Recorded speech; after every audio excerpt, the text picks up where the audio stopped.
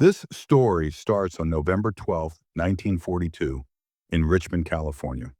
The cold morning fog covered San Francisco Bay and made the sounds of hammers and torches soft as a big crowd came near the water. They stood in front of a brand new cargo ship, 441 feet long and over 28 million pounds. Heavy, ready to slide into the bay from the Permanente Metals Company Yard Number 2. But this was not a normal ship. It had been built in only 4 days, 15 hours and 29 minutes. Before this, such ships took 6 to 8 months to make by skilled workers. But now it was done in less than 1 week. The crowd of more than 1,000 workers moved back from the big ship called the SS Robert E. Perry. They were not old sea builders, but men and women who had been farmers, teachers, housewives, and store clerks. Just weeks earlier, reporters took notes and cameras flashed. They knew they were watching something much bigger than just a ship launch. This was the start of a new kind of industrial revolution, an American revolution made not by soldiers, but by people using new ideas, fast work, and strong will. A new kind of math was being made not for battle plans, but for factory numbers that would help decide who won the war. And this great change had begun 2 years before, on December 27th, 1940, when a man named Henry J. Kaiser signed his first shipbuilding deal. Kaiser was 58 years old. He was 58 years old, a big builder known for making dams. Not ships. He had never built a ship or even run a shipyard. But he told the U.S. Maritime Commission that he would build 30 cargo ships for Britain in 2 years. The old shipbuilders laughed at him. They thought Kaiser was crazy and had no place in their trade, but Kaiser saw ships in a new way. He saw them as giant steel machines that could be made like wires on a line. When his main engineer, Clay Bedford, went to see Ford's car line in Detroit, he watched car frames move past workers, each doing one small job, adding parts step by step. Bedford went back to California with a new idea. What if ships could be made like cars? The old builders said it was silly. They still used rivets, millions of them. Each one heated, hit and fitted by skilled men, working in rhythm. Kaiser wanted to weld the ships instead. Welding was faster, cheaper, and stronger. But no one had ever done it for ships that big. Vice Admiral Emery Land, who led the Maritime Commission, thought it would fail. He said welding so much steel was dangerous.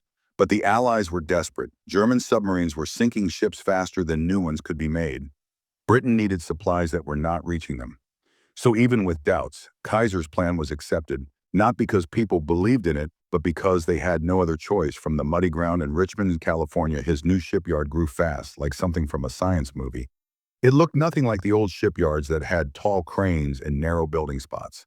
This one was open and spread out like a car factory. Huge steel parts were made in different places, then moved on rails and lifted by giant cranes that could raise whole ship sections at once. The old shipbuilders who came to see it were shocked. They said it broke every rule they knew, but they also saw that it worked.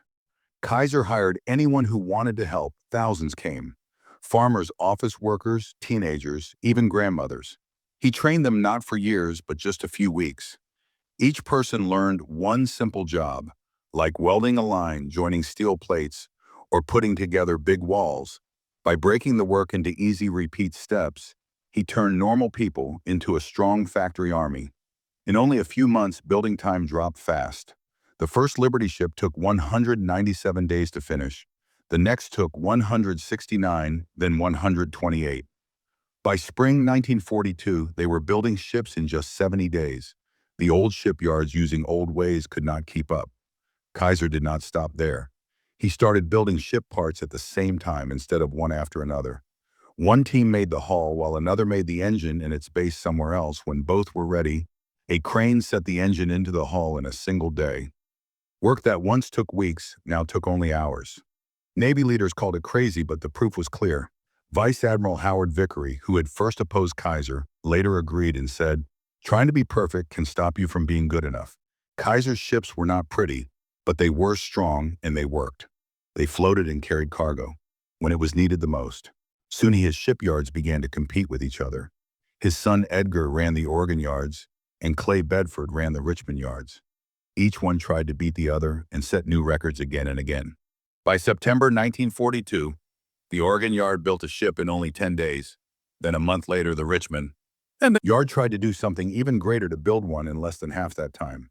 At midnight on November 8, 1942, More than 1,000 workers started building the ship. Robert E. Peary. The ready-made parts were already waiting. The front-back engine room and cargo sections had been built apart and were set to be joined. Welders, fitters, and crane drivers worked in turns all day and night. By the fourth day, the ship was done. On November 12th at 3:30 in the afternoon, the Peary slid into San Francisco Bay, finished in just 4 days, 15 hours, and 29 minutes. The crowd cheered loud. Vice Admiral Land, who once said it would never work, stood shocked. He said, "6 months ago, I would have called this impossible. Henry Kaiser has made old ideas useless." What came next was truly amazing. Other shipyards copied his way, and by 1943, each Liberty ship took only 42 days to build. America was now making 3 ships every day, faster than German subs could destroy them. Kaiser's success changed not only the war, but also the people who worked for him. His yards had almost 200,000 workers at their busiest, and 40,000 of them were women called Rosie the Riveters, who showed that courage and skill belonged to everyone. Thousands of Black Americans also got good jobs working in mixed crews and learned trades that changed their lives forever. Kaiser was not just building ships, he built whole communities. The city of Richmond grew from 23,000 people to more than 100,000 in just 3 years. In Oregon, he built Vanport City, a brand new town for 40,000 shipyard workers and their families. And to take care of them, Kaiser started a health plan that later became Kaiser Permanente, one of the biggest healthcare systems in America. By the end of 1945, his shipyards had built almost 1,500 ships, more than 1/4 of all American ships made in the war. Altogether, 2,710 Liberty ships were built across the country, carrying tanks, jeeps, bullets, and food to every part of the world. They were plain, slow, and box-shaped, but they were enough to win the war. Even after the war, the lesson stayed. The new building ideas. Kaiser started like making ship parts in sections became the model for modern shipbuilding around the world. From Japan's Nagasaki shipyards to South Korea's huge Hyundai yards, his methods spread to house building, bridge making, and even airplane factories. The belief that regular people, when trained and organized, could do amazing things became a key part of American industry. The Liberty ships, built to last only 5 years, even worked for many decades. Some still exist today.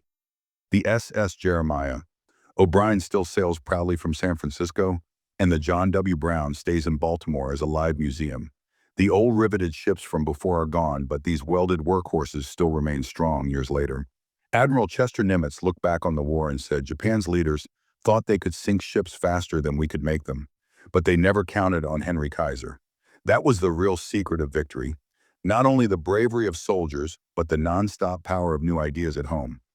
Kaiser's real gift was not just the steel ships he built, it is the belief that limits are not real and that old ways are not always right.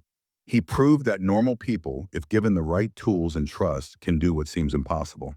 From his first deal in 1940 to the Robert E. Peary in 1942 and the last Liberty ship in 1945, Henry Kaiser and his teams did more than build ships.